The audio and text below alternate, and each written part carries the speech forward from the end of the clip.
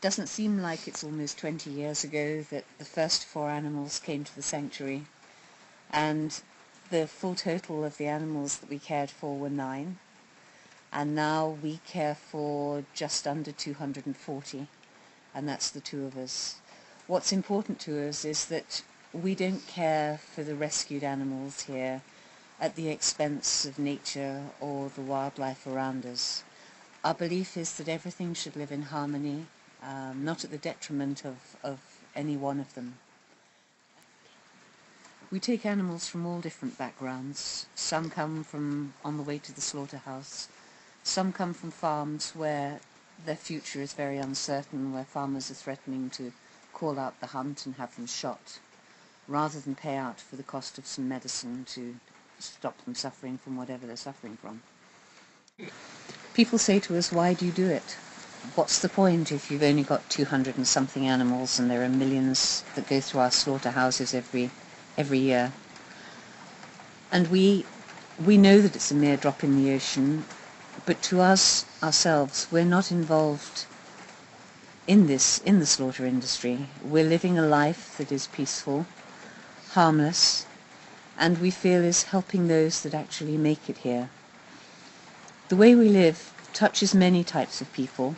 It's not just vegetarians, animal rights, vegans.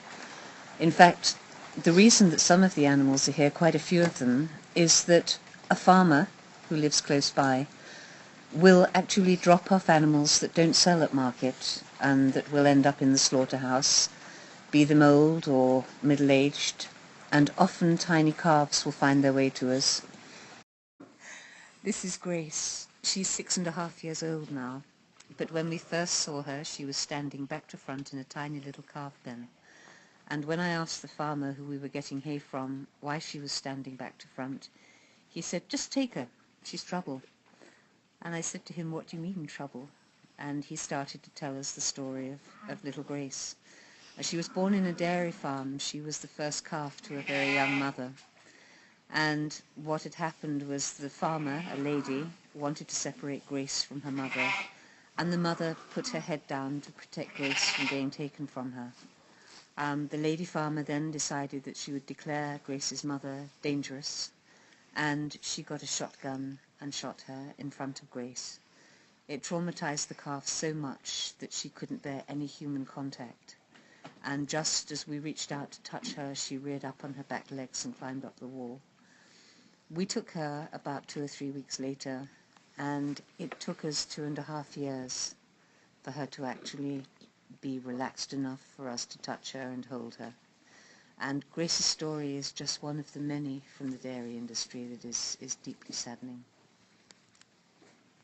Reggie found her way to Wenda and Matt when she was 3 days old and on her way to the slaughterhouse. Negotiations brought her to Hugletts instead. Denied colostrum at birth, she was very sick. A so-called spent cow, Suki, who arrived hours after Reggie, jumped the gate into the calf pen and began producing milk for Reggie. They became inseparable. A second cow, who had come off the slaughterhouse run with Suki, was heavily pregnant and gave birth to Gromit when Reggie was 2 months old. The 2 calves quickly became lifelong friends, doing everything together, playing, grazing, sleeping. 15 years later, Suki, the cow who had adopted Reggie as her own, died at the age of 28 years old. Matthew and Wenda were with her, and other cows came into the barn, gathering around or grooming her.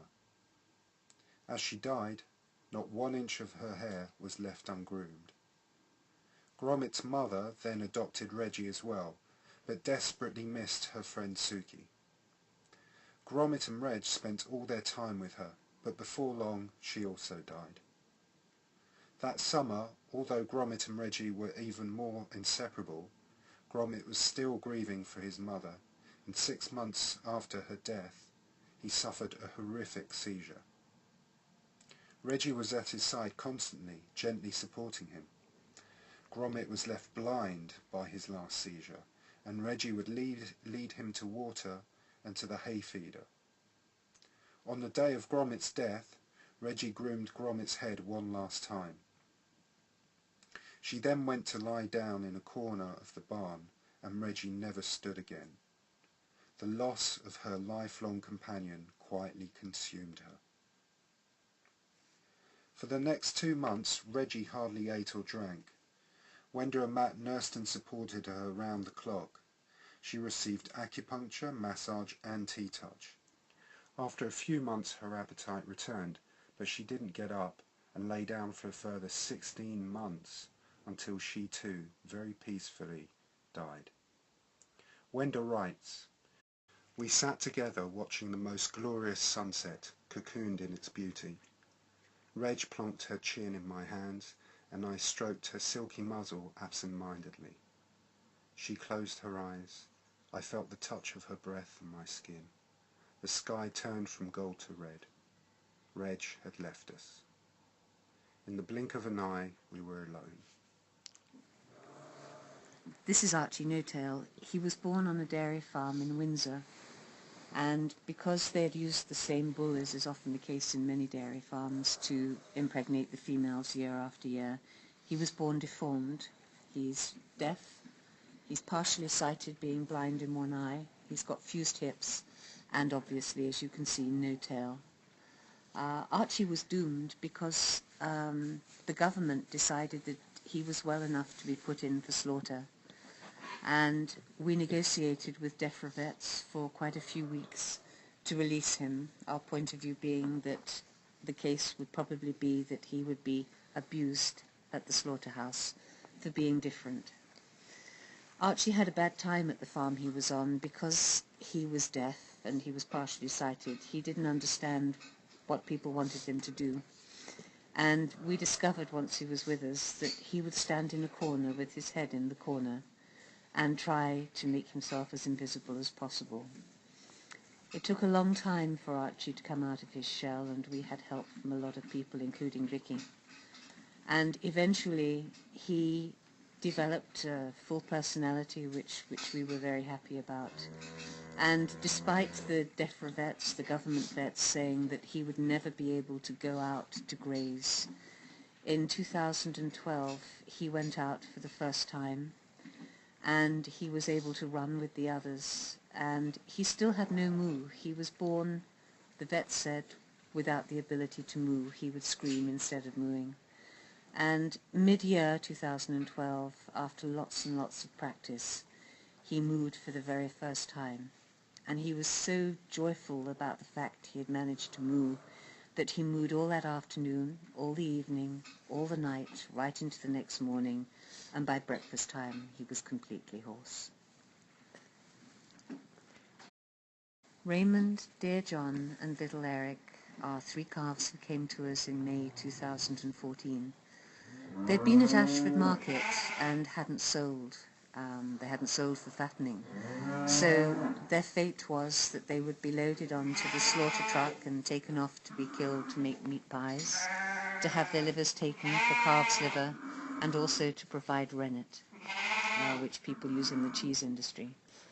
They came to us very late that night, having to take a ride with a truck full of sheep. And as we unloaded them at the gate, little Eric's legs were so weak from fatigue and hunger that he had to be lifted into the back of our truck to be brought down into the barn. The 3 of them were incredibly ill, as is often the case, taken away from their mothers when they're tiny. And they developed pneumonia, and it was touch and go with little Eric as to whether he'd survive or not. Thankfully, they all pulled through, and we've given them lots of love and care, as we're apt to do with youngsters that come our way. And now, 6 months later, they're all incredibly strong, very boisterous, very naughty, very mischievous, just as young bull calves should be. When they go out for the first time with the big ones, they'll actually look at the cows that are black and white, because even though they've only seen them for an hour, maybe a day if they were lucky, then they still have that memory of their mother.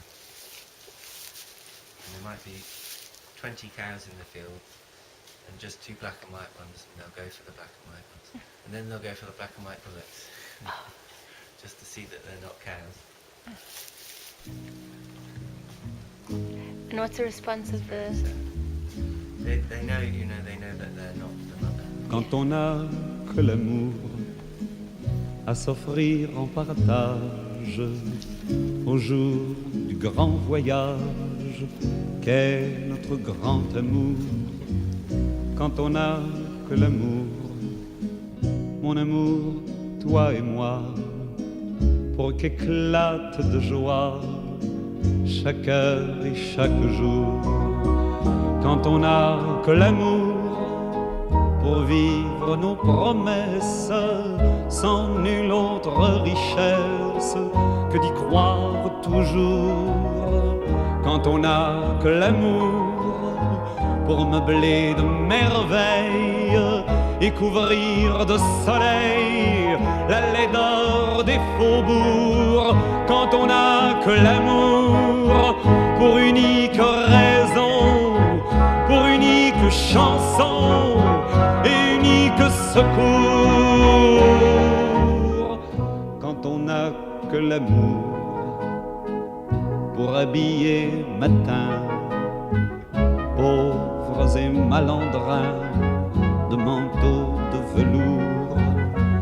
Quand on n'a que l'amour à offrir en prière pour les maux de la terre en simple troubadour. Quand on n'a que l'amour à offrir à ceux-là dont l'unique combat est de chercher le jour. Quand on n'a que l'amour pour tracer un chemin et forcer le destin à chaque carrefour. Quand on n'a que l'amour pour parler au canon et rien qu'une chanson pour convaincre un tambour. Alors sans avoir rien que la force d'aimer, nous aurons dans nos mains, amis, le monde entier.